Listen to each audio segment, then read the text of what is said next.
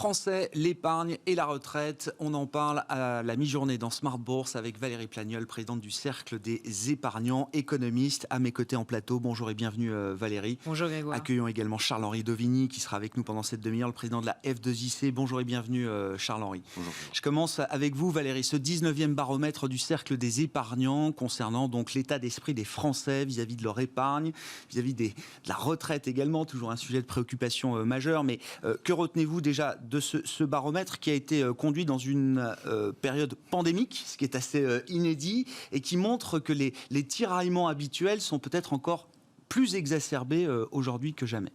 Alors c'est exactement ça, puisque l'année dernière, à peu près à la même époque, nous avions conduit le précédent baromètre. Donc on a vraiment une photo avant-après le Covid. Et on voit des épargnants qui quand même ont envie de profiter de la vie. Elle s'est avérée plus fragile et l'avenir plus incertain qu'ils ne l'imaginaient il y a un peu plus de 12 mois. Et ça se reflète dans le fait qu'on a à peu près 40% de nos épargnants qui veulent aujourd'hui profiter et dépenser un peu plus. Alors, il me faut nuancer ce propos parce qu'on a aussi de l'autre côté 37% des gens qui restent attachés à l'épargne. Ce qui est intéressant, c'est que les catégories de personnes sont un peu différentes. C'est vrai que les plus jeunes, moins de 35 ans, sont plus enclins à profiter et ceux qui ont un patrimoine plus important, a priori un peu plus âgés, sont plus enclins à être un peu plus prudents. Est-ce que vous arrivez, à travers les remontées effectivement de cette enquête, à comprendre quels vont être les mécanismes une fois que les économies vont vous rouvrir? Il y aura un peu de volonté de dépense. Est-ce qu'il y aura toujours une volonté d'épargne aussi forte, plus forte qu'avant encore, peut-être même, Valérie? C'est clair, les tendances de fond sont toujours là. Ouais. Sont-elles accentuées? Un peu. Alors, j'allais dire, je vais me baser aussi sur ce que nous avons vu déjà au cours de l'année qui vient de se passer.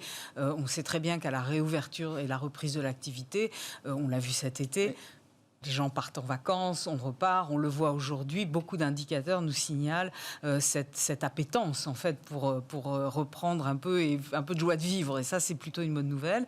En revanche, la question de la retraite est toujours présente. Elle est un petit peu moins présente parce que, bien sûr, le débat a été suspendu sur cette réforme de retraite. Donc, l'inquiétude, en quelque sorte, a un peu reculé. Mais l'idée fait son chemin. Constituer une épargne retraite à côté de l'épargne par répartition devient véritablement un sujet prégnant et constant dans notre baromètre. Ça se voit clairement.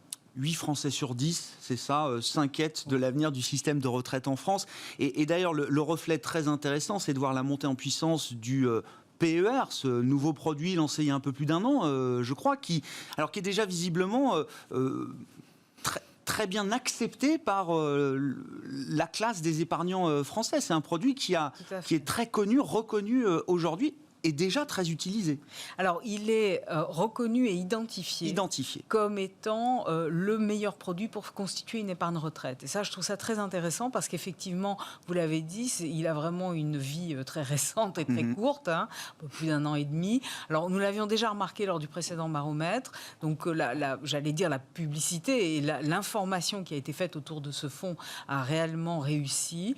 Et effectivement, on le voit, les souscripteurs sont présents et sont intéressés lorsqu'on leur en parle. Et aujourd'hui, à peu près un Français sur 6 en a entendu parler et commence véritablement à connaître et s'approprier ce produit d'épargne qui rencontre son public sur une épargne longue, un produit à horizon, une forme de simplicité et bien sûr, vous le savez, une souplesse qui est plébiscitée largement pour ce qui est de la sortie. Le choix en épargne, en sortie en capital ou en rente, a fait son chemin et bien sûr a été reconnu par les potentiels épargnants. Et vous dites quoi, vous, Valérie Plagnol, par rapport au PER?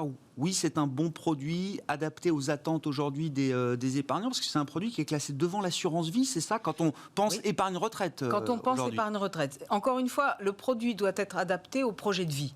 Donc, c'est un produit qui rencontre son public pour ce type d'épargne.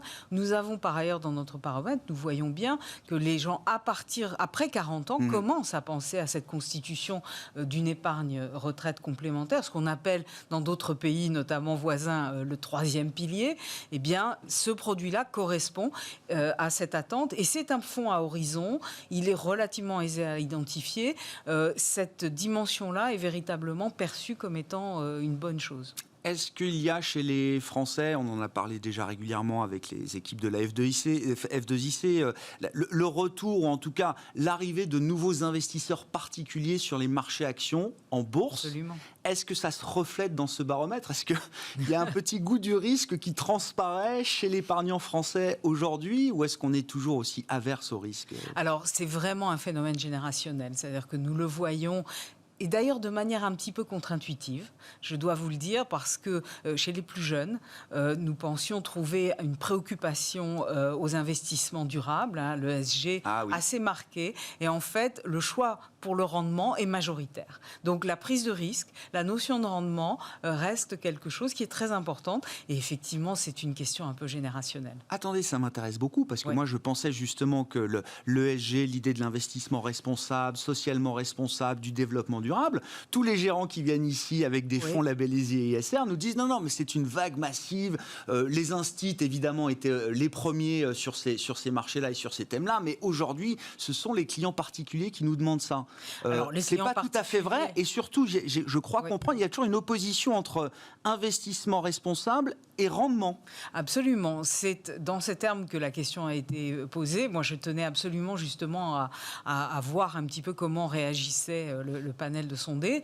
Et étonnamment, encore une fois, du côté des jeunes générations, cette perception ou cette préférence pour le rendement est clairement marquée par rapport à ce qu'on appelle maintenant les générations X ou baby boomers, qui, je pense aussi, ont un degré d'information plus important et peut-être sont aussi moins enclins à prendre du risque et sont complètement conscients de l'ESG. Donc je ne dis pas que ça ne va pas augmenter, mais en tout cas, au moment où nous avons pris cette photographie, ça n'est pas tout à fait le cas, où ça l'est moins que ce que l'on aurait pu imaginer.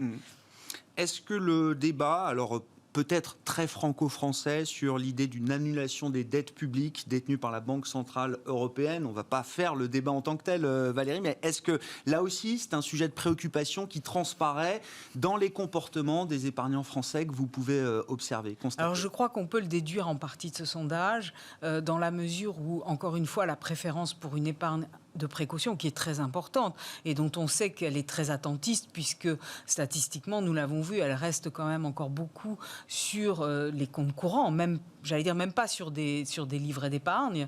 Et de ce point de vue, cet attentisme participe de ce que nous, économistes, appelons les équivalences ricardiennes, c'est-à-dire une inquiétude face à l'augmentation de la dette publique et un risque, bien sûr, d'augmentation de la fiscalité. Donc la baisse des taux d'un côté, l'augmentation de la fiscalité de l'autre, à court moyen terme, sont des préoccupations, et il est clair qu'un débat qui prendrait de l'ampleur sur la notion d'annulation de la dette, voire de fiscalité sur cette épargne, est de nature à véritablement faire peur aux épargnants. Ça n'est pas, je le dis assez régulièrement, ça n'est pas une cagnotte à la disposition de qui que ce soit. Les épargnants doivent avoir confiance pour effectivement investir à long terme sur, de ce point de vue, des produits plus risqués. Oui, c'est ça. Un épargnant qui a peur, c'est un épargnant qui épargne toujours plus et sur des produits très liquides, avec peu de rendement, pour avoir une épargne disponible c'est l'argent sous le matelas. Bien sûr. C'est l'argent sous le matelas. Un dernier mot, est-ce que vous avez le sentiment quand même qu'après cette crise, le niveau d'épargne sera structurellement beaucoup plus élevé qu'avant ? Est-ce qu'il y a une chance quand même qu'une partie soit dépensée? C'est du déclaratif et évidemment, personne ne sait ce qui se passera réellement quand les économies rouvriront, notamment sur la partie service. Est-ce que vous avez un bon espoir quand même qu'il y ait de l'argent qui soit investi ou dépensé de manière plus importante? Alors, vous le savez, la France, même avant le Covid, était championne d'Europe en termes de taux d'épargne, juste avant ou à côté ou au-dessus de l'Allemagne. On est parmi les plus gros épargnants. Le vieillissement de la population est une tendance lourde qui explique cela, et les générations qui sont en capacité d'épargner arrivent au moment où elles vont le faire de manière massive. Donc il ne faut pas espérer non plus de revenir en dessous des niveaux d'avant, disons de la fin 2019. En revanche, on peut imaginer qu'avec une reprise de l'activité et surtout une baisse du chômage, nous puissions retrouver effectivement des taux d'épargne à peu près équivalents. Charles-Henri, on va en venir à nos sujets, mais si vous avez une réaction, si vous êtes inspiré par le baromètre du cercle des épargnants. Deux remarques. D'abord sur les jeunes et l'investissement audacieux. Moi, je préfère parler d'investissement audacieux que d'investissement à risque. C'est plus porteur. Et sur l'ESG, je pense qu'à un moment ou à l'autre, quand l'ESG montrera qu'il y a des rendements, tout le monde ira sur l'ESG, bien évidemment. Et je pense que les jeunes, eux aussi, sont assez pour cet investissement audacieux et dans les entreprises.